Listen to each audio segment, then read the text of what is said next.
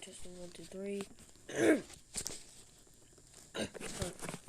Hey guys, it's me Devin, and today I'm gonna be watching one of USA Wooden Railways two videos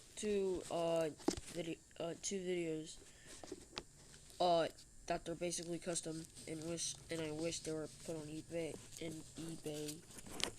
Anyways, I'm gonna watch one of them. I think my brother. One of my favorite steam engines has always been the New York Central Hudson. Yeah. I remember seeing models of them on Isle of Toy trains and seeing them in videos by Green Frog and Hair and Rail Video. I have 2 in O gauge, but I've always wanted a wooden one. But no brand has made a good one. Lionel put out their own Hudson, but it has this weird, large, big driving wheel and looks like a Thomas Wood item. The heck? For a while, this was my only wooden Hudson, and it would sometimes appear on layouts, but it would not because I deemed it ugly. But the idea of making a wooden Hudson where other New York Central engines lingered. I found a listing on eBay recently for a custom wooden Pacific engine. However, said Pacific was in the exact shape and proportion of a Hudson, so I ended up buying it. I realized it was a perfect opportunity for a Hudson, so I got to work and started planning a wooden Hudson. In order to have a matching tender, I began looking at wooden tenders. I decided to choose the Big Boy tender by Choo Choo Track and Toyco due to its resemblance to a New York Central centipede tender, which some Hudsons did have. I called Choo Choo Track and Toyco and asked if I could buy an unpainted Big Boy tender, and they kindly allowed me to do speed tender, which some Hudsons did have. I called Choo Choo Track and I decided to choose the Big Boy tender by Choo Choo Track and Toyco due to its resemblance to a New York Central centipede tender, which some Hudsons did have. I called Choo Choo Track and Toyco and asked if I could buy an unpainted Big Boy tender, and they kindly allowed me to do so. Now that I had all the pieces, it was time to make the custom. The first thing I did was remove the old letters and numbers from the Pacific, covered over the red number plate with a paint marker, and then made custom decals for it. To make the decals, I used Google Draw and used pictures of real Hudson engines for reference. I plan on doing a future video on how to make decals like this. Once the engine was finished, I began work on the tender. I unscrewed the wheels and painted the tender black. Once that was finished, I reattached the wheels. I then made decals for the tender and put them on. My Hudson was finished. For my first major custom, I think I did a really good job. I want to remind you that a lot of the heavy lifting done for this project was done by the person who made the custom Pacific engine. My Hudson was finished. Why did I saw the O gauge Hudson on the wooden railway on the wooden train tracks? Done by the person who made the custom Pacific engine. If I had never found that eBay listing and if they had never made that engine, this project would have never happened. I'd also like to give a massive thank you to Choo Choo Track and Toyco for allowing me to get an unpainted Big Boy tender from them. That was a major part of the project, and being able to have a tender like that without having to buy a whole nother Big Boy engine means a lot. Thank you, Choo Choo Track and Toyco. Okay, imagine if you're big friends with them.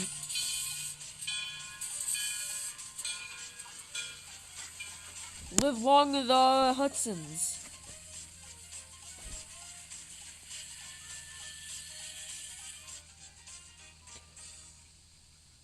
Is there a motorized caboose?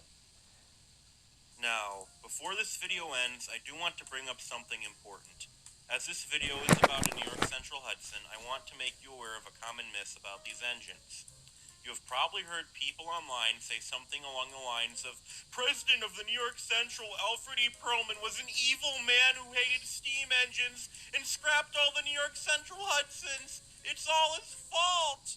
This is not true at all. The reality is, Alfred E. Perlman allowed multiple New York Central steam engines to be preserved, such as 3001, which was sold to a railroad for preservation, as well as donating 999 and 2933 to museums. I know that. Perlman was actually happy about these steam engines getting preserved. Wait, hold on. Wait, that's too much. Okay. According to NYC, HS public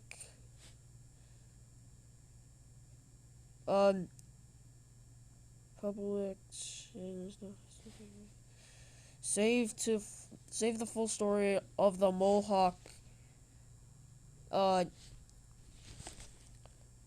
200 I think 2000 never mind.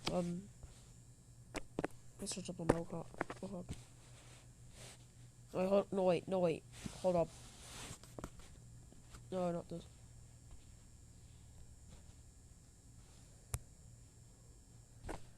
Oh god, okay, that you just see on in the comments. It doesn't.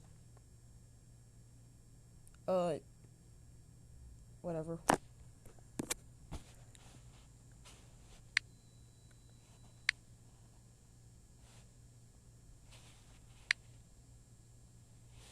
Okay, no, wait,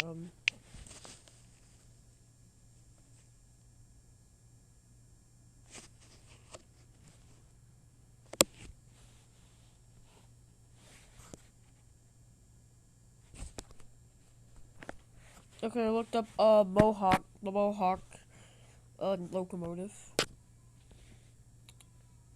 And this, I wish it was operational again. I think. I guess it just stands there. Oh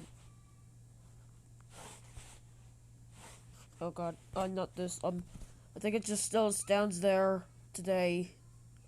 Just waiting for somebody to operate him. Or her. I like calling them, he, well, whatever. Actually happy about these steam engines getting preserved. By Ron Alfred E. Pullman was just late about the locomotive going to St. Louis. And in 2933's case, anyways, according to the same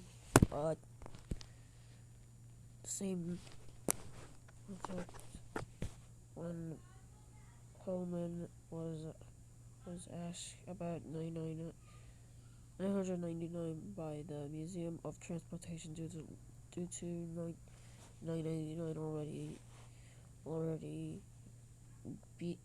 being given to another museum.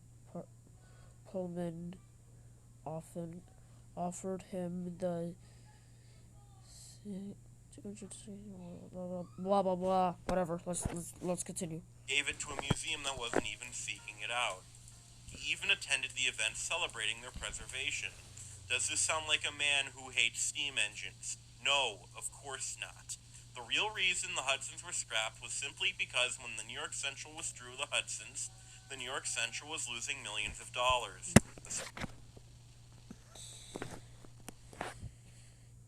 During this time, the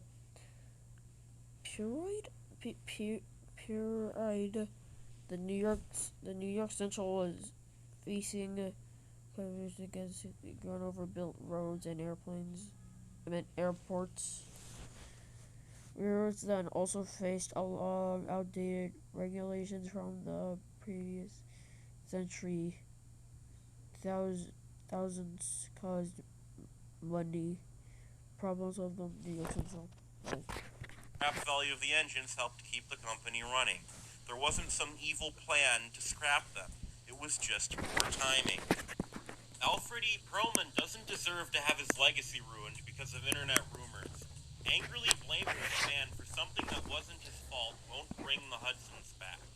What we should remember Pullman for is how he improved the railroads he ran, such as the New York Central, by upgrading equipment and experimenting with new technology and calling out problems in the rail industry. He was a visionary, not a villain. If there's anything I want you to take away from this video, it's these 3 tips. 1. Online railroad forums and social media are not a reliable source. People can lie. Do not believe everything you hear online. 2. Always cite your sources. I cited my sources in the description of the video. 3. If someone says something that sounds untrue, ask for a source. If they can't come up with one, they're likely lying. Keep these tips in mind, so that way when people try to spread misinformation, you won't fall for it. Thanks for watching, and have a nice day. Thank you.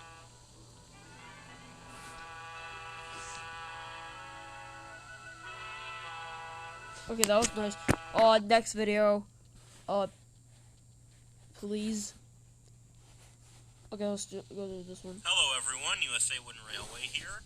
On my last video I received several comments asking about some other custom wooden trains I had that appeared in the background of the Hudson video, and now I'd like to address those comments and tell you about those custom wooden trains. But first I want to say these custom wooden trains I'm about to show off, I did not make any of these. I did not paint these, I did not make decals for these. All of these I bought from a seller on eBay, and I put in zero modification for these. I thought you made them by custom. Completely original from the seller. I did not do anything with these, and I had zero involvement in their creation. So with that out of the way, I'm going to take a look at all of them so you can have a look at them. First one I want you to see is this tank engine, which I believe is a German tank engine based on the red wheels and it is. Yeah, it's like just imagine if I had that and just get rid of the other red wheels. The other truck. Get rid of the other truck and just shorten the body, and boom, boom, the Markland engine. Yeah. If like a wheel were to crack or have some sort of issue, I have to look up those up. When the video's done, I'm gonna look those up on eBay. The wheels and other parts of the engine were red on German locomotives. Now this is, in my opinion, it does look a bit better than the Hudson in terms of detail. Because, like, look at the front of that. Look at the custom gold and silver paint they added on the front to add the smoke box dart, that small box, the rivets, and these two, I'm not sure what these are. I'm not sure what those smaller lights on European steam engines are called, so I'm just going to call them marker lights around these two marker lights on the front. This top headlight.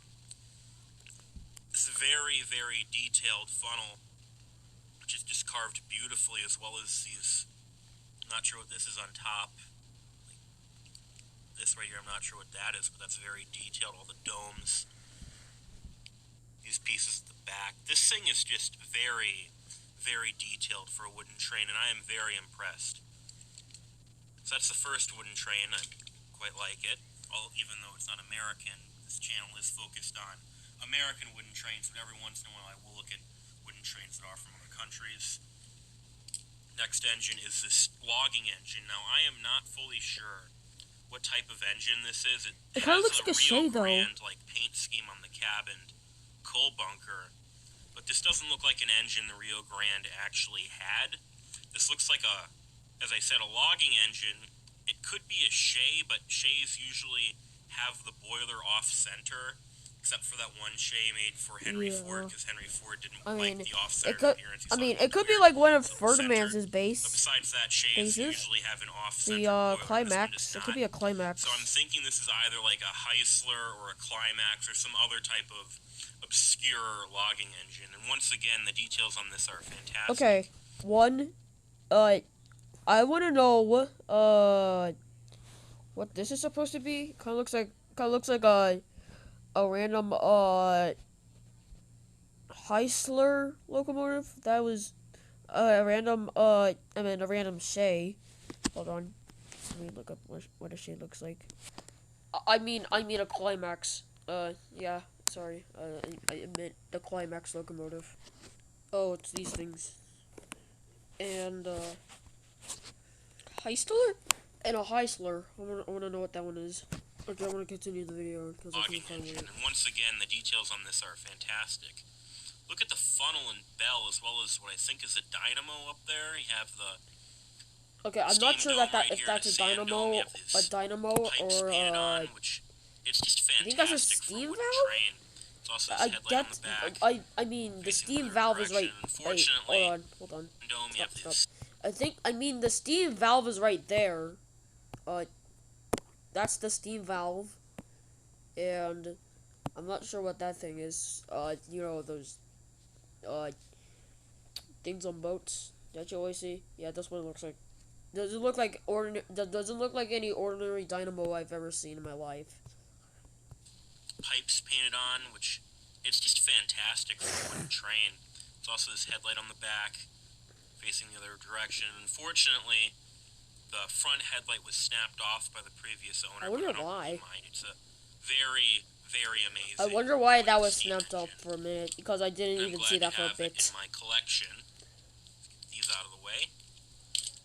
And finally, I have these two freight cars, which I also bought from them. Now, these two I bought because I needed more freight cars, and also because one said New York Central, and the New York Central's always been a favorite railroad. We're going to take a look at the tank car first. Now, anyway, thanks for watching. Bye. I'm just going to watch the whole video. So, bye.